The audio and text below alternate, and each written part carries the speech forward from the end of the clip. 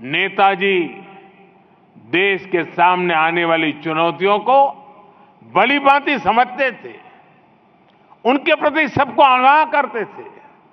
उन्होंने कहा था कि अगर हमें भारत को महान बनाना है तो पॉलिटिकल डेमोक्रेसी, डेमोक्रेटिक सोसाइटी की नींव पर सशक्त होनी चाहिए।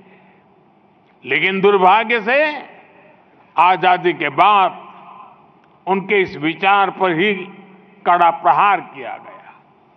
आजादी के बाद परिवारवाद, भाई भतीजावाद जैसी अनेक बुराइयां भारत के लोकतंत्र पर हावी होती रही। ये भी एक बड़ा कारण यहां रहा है कि भारत उस गति से विकसित नहीं कर पाया, विकास नहीं कर पाया जिस गति से उसे करना चाहिए था। समाज का एक बहुत बड़ा वर्ग अवसरों से वंचित था। वो आर्थिक और सामाजिक उत्थान के संसाधनों से दूर था। राजनीतिक और आर्थिक फैसलों पर, नीति निर्माण पर गिने चुने परिवारों का ही कब्जा रहा। इस स्थिति का सबसे अधिक नुकसान अगर किसी को हुआ तो वो देश की युवा शक्ति और देश की नारी शक्ति को हुआ। युवाओं को कदम कदम पर भेदभाव करने वाली व्यवस्था से जूझना पड़ता था। महिलाओं को अपनी छोटी छोटी जरूरतों के लिए भी लंबा इंतजार करना पड़ता था।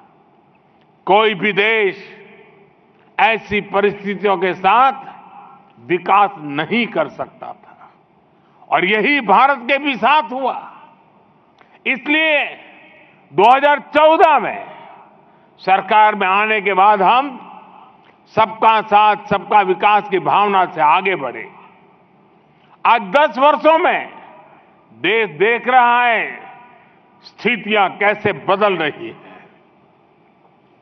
नेताजी ने आजाद भारत के लिए जो सपना देखा था वो अब पूरा हो रहा है।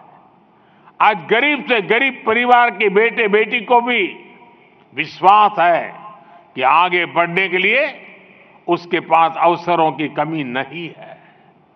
आज देश की नारी शक्ति को भी विश्वास मिला है कि उसकी छोटे सी छोटी जरूरत के प्रति सरकार संवेदनशील है। बरसों के इंतजार के बाद नारी शक्ति वंदन अधिनियम भी बन चुका है। मैं देश के हर युवा, हर बहन बेटी की कहूंगा कि अमृतकाल आपके लिए पराक्रम दिखाने का अवसर लेकर आया है।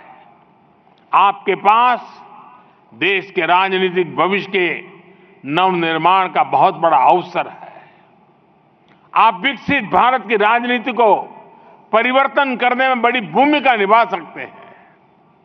देश की राजनीति को परिवारवाद और भ्रष्टाचार की बुराइयों से हमारी युवा शक्ति और नारी शक्ति ही बाहर निकाल सकती है। हमें राजनीति से भी इन बुराइयों को समाप्त करने का पराक्रम दिखाना ही होगा, इन्हें परास्त करना ही होगा।